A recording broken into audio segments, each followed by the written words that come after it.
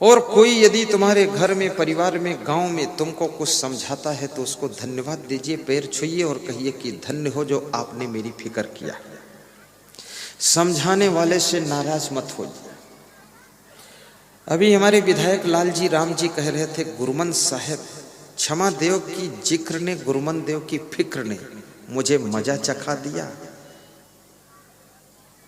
और संतों का जब दर्शन किया तो संतों ने असंग देव से मिला दिया, ऐसा बता रहे थे कुछ।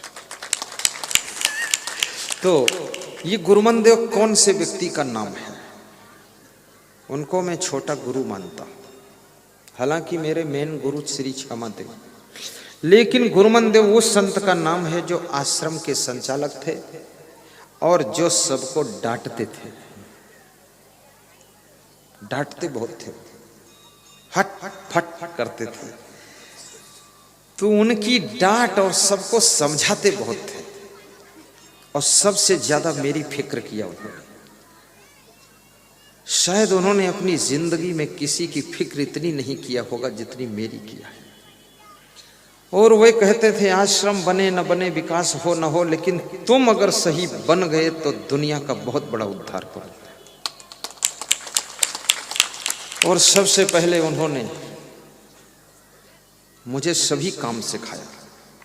आलू के खेत में सिंचाई करना सिखाया, वहां पानी में खड़ा करते थे, इधर पानी काटो उधर काटो, 8 घंटे वहां काम लिया कुछ देर।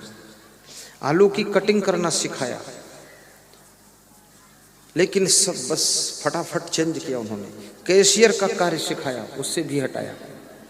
मार्केटिंग का कार्य सिखाया, तो मुझे सब्जी खरीदने ले गए मार्केट में, तो जब गाड़ी से उतरे वो, मैं भी उतरा, तो सब्जी मंडी में जो सब्जी बेचने वाले थे, जब उन्होंने हमको देखा तो बोले, बाबा हमारे यहाँ आओ, हमारे यहाँ आओ, मेरे से बोले। तो मैं सब्जी मंडी में खड़े होकर प्रवचन सुनाया 20 मिनट, तो 1-2 कुंटल सब्जी हमको फ्री मिल गई और दक्षिणा भी 200-400 मिल गई। उन्होंने सब्जी खरीदा जा करके, और हम सब फ्री, दक्षिणा और सब्जी सब भर गया। तो बोले, अब तो मार्केट नहीं आओगे। मैंने कहा क्यों? बोले, बहुत प्रभावशाली व्यक्ति हो। जिस दुकान पर भेजते थे वहां दुकानदार को प्रवचन सुनाता था, हमारा काम सब फ्री होने लगा। तो उन्होंने कहा, अब तुम प्रवचन करोगे। तो प्रवचन में उन्होंने लगाया और बोले, तुम ऐसा प्रवचन करोगे कि 1000 वक्ता में से तुम टॉप हो। तुम शर्माते क्यों हो, संकोच क्यों करते हो? बोले, ये शास्त्र याद करो, इसको पढ़ो। फिर बोले, हमको पढ़ना नहीं आता है, लेकिन तुम पढ़ो और तुम कुछ बनो। हम तो जैसे कि तैसे हैं, उतना बुद्धिमान नहीं है, बुद्धि नहीं, विद्वान नहीं। तो जो जो पढ़ने को दिया, गीता पुस्तक कहा पढ़ने को, तो मैंने 2 घंटे में गीता के 29 श्लोक याद करके सुनाया।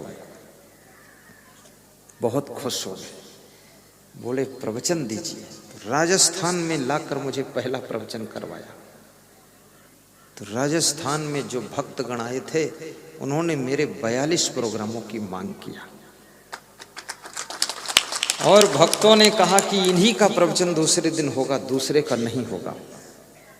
तो वहां जब हम सफल हुए तो हिम्मत बढ़ी, मनोबल बढ़ा, और प्रवचन करते करते मेहतवाड़ा में भी हम आकर पहुंच गए।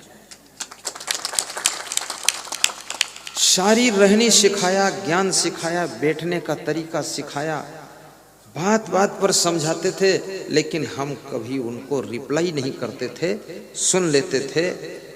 और वे कहते थे, हाथ थोड़ा धीरे उठाया करो, हाथ थोड़ा जल्दी जल्दी मत उठाओ। बोलते थे, धीरे मत बोला करो, थोड़ा आवाज तेज करो। कभी बोलते थे, जल्दी जल्दी मत बोला करो, स्पीड कम करो। अब यदि हम उनसे नाराज हो जाते तो शायद हम सीख नहीं पाते। माँ बाप सिखाना चाहते हैं अपने बेटे और बहू को कि हमसे ज्यादा ये बेहतरीन व्यक्ति तैयार हो जाए, लेकिन बेटे बहू जब नाराज होना शुरू कर देते हैं तो माँ बाप अपने मन को मार कर रह जाते हैं कि अब जैसे होंगे बुद्धूनाथ बनने दो, अब ज्यादा लफड़े मत फंसो। इसलिए उनकी सुनना भी चाहिए।